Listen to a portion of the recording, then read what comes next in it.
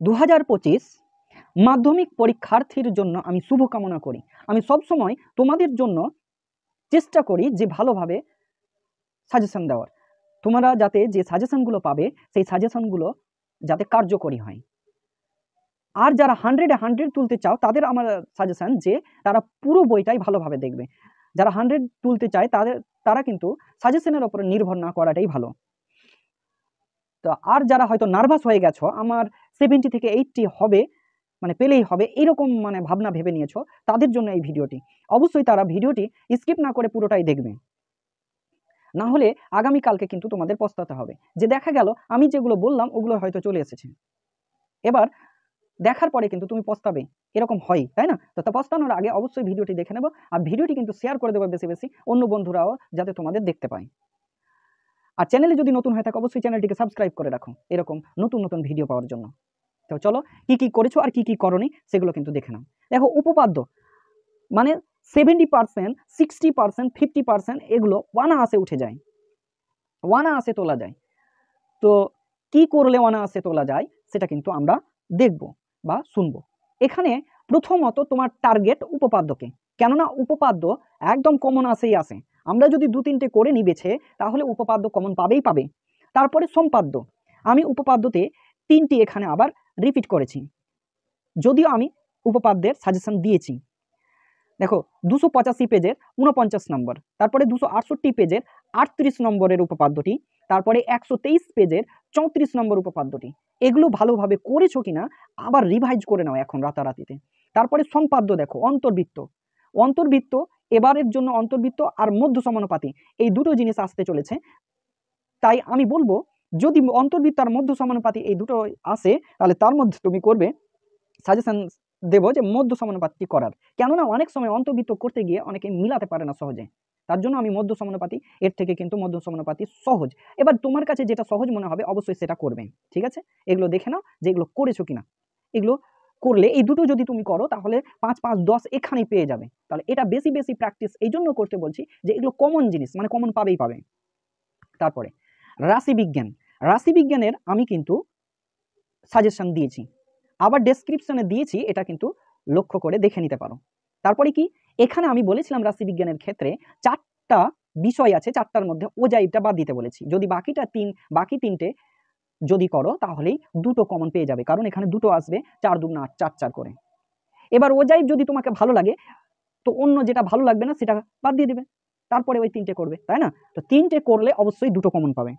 তারপরে চলো পাটিগণিতে, পাটিগণিতের বিষয়গুলো দেখো, এই পেজের গুলো এত নম্বরে যেগুলো নম্বর দিয়েছি সেগুলো করেছো কিনা।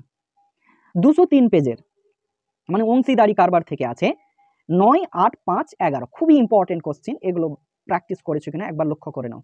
202 পেজের 10 নম্বর প্রয়োগ, এটা করেছো কিনা ভালোভাবে লক্ষ্য করে নাও, এটা কিন্তু উদাহরণ থেকে। তারপরে 118 পেজের 15 নম্বর অঙ্কটা, 118 পেজের 15 নম্বর, তারপরে 117 পেজের 29 নম্বর অঙ্কগুলো দেখে নেব যে এগুলো করেছো কিনা প্র্যাকটিস, মানে পস্তাতে না হয় এইরকম ভাবে করে যাও। 113 পেজের 25 নম্বর অঙ্কটা, তারপরে সরল সুদ কষা থেকে, ওগুলো চলে গেল চক্রবৃদ্ধি সুদ ও সমাহার বৃদ্ধি বা হ্রাস এখান থেকে এগুলো। আর 46 পেজের 10 নম্বরের অঙ্কটা আর 47 পেজের 20 নম্বর আমি সরল সুদ কষা থেকে মাত্র 2টো দিলাম।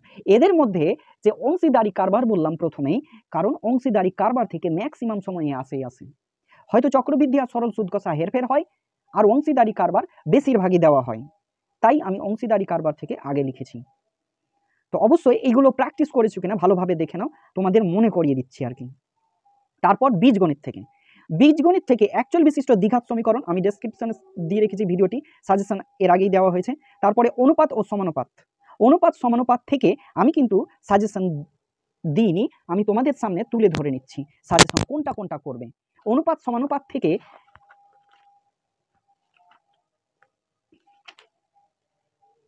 এই যে 9-এর 1 নম্বর আর 10-এর 1 নম্বর খুবই ইম্পর্টেন্ট কোশ্চিন, 10-এর 1 আর 9-এর 1। আর এখানে করে যে উদাহরণে দেখছো উদাহরণ নাম্বার 63, এই কটা করবে, খুবই ইম্পর্টেন্ট কোশ্চিন, অবশ্যই করে যাবে। তারপরে উদাহরণ নাম্বার 60 এই 4টা করে যাবে, খুবই ইম্পর্টেন্ট কোশ্চেন অনুপাত আর সমানুপাত থেকে। তো যাই হোক, অনুপাত সমানুপাত থেকে হলো। তারপরে দেখো ভেদ আর ও দ্বিঘাতকরণী একসঙ্গে লিখেছি কেন, এখানে ভেদ থেকে একটা আর দ্বিঘাতকরণী থেকে একটা, দুটোর মধ্যে একটা করতে হয়, তাই আমি একসঙ্গে লিখেছি। তো ভেদ থেকে আমরা দেখে নেব।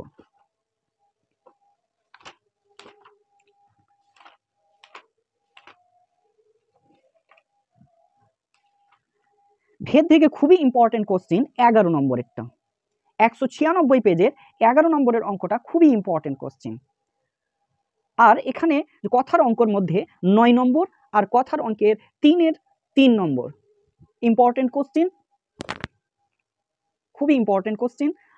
আর দেখাবো উদাহরণ থেকে একটি, 194 পেজে চলে যাও, 24 নম্বর প্রয়োগ। তো এটি ভালো করে পড়বে, দেখবে 3 নম্বর পেয়ে গেছো। তারপরে চলো পরিমিতি। পরিমিতির দিয়ে দিয়েছি, এটা দেখে নাও আবার। পরিমিতির উচ্চতা ও দূরত্ব থেকেও সাজেশন দেওয়া হয়েছে, মানে পার্ট পার্ট অধ্যায় কিন্তু আমি সাজেশন দিয়েছি, ডেসক্রিপশন এটাও দেখে নাও। আর কোন পরিমাপের ধারণা, ত্রিকোণমিতিক অনুপাত এবং ত্রিকোণমিতিক অভেদাবলী, আর পূরক কোণের ত্রিকোণমিতিক অনুপাত, এই 3টে অধ্যায় থেকে আসবে 3 দুগুণা 6, দুটো কোশ্চিন 3 দুগুণা 6 নম্বরের, আর ওইটা উচ্চতা ও দূরত্ব থেকে 5 নম্বরের আসবে। তো এখানে আমি যদি 3টে অধ্যায় থেকে দেখাই কি কি আসবে, সেটা কিন্তু আমি তোমাদের সামনে তুলে ধরছি। এখান থেকে ইম্পর্টেন্ট যদি বলতে যাও ত্রিকোণমিতিক অনুপাত ও ত্রিকোণমিতিক অভেদাবলী, তাহলে এখানে ইম্পর্টেন্ট কোশ্চিন হলো 300, দেখো 303 পেজ, 303 9 নম্বর, 9 নম্বরের যে 1, 2 দেখছো এগুলো করবে ভালোভাবে।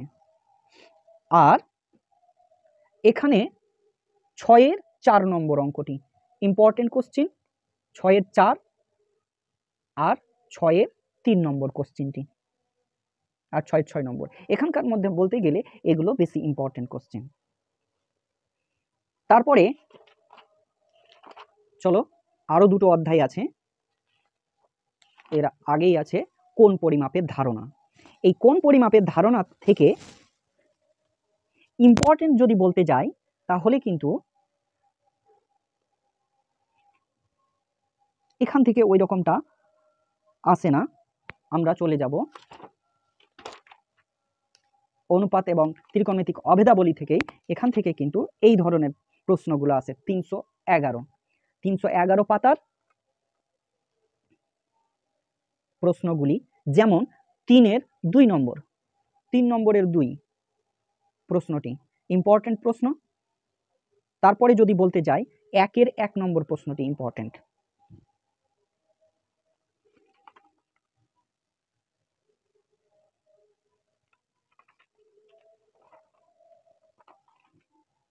তারপরে 310 পেজে দেখো 42 নম্বর অঙ্কটি,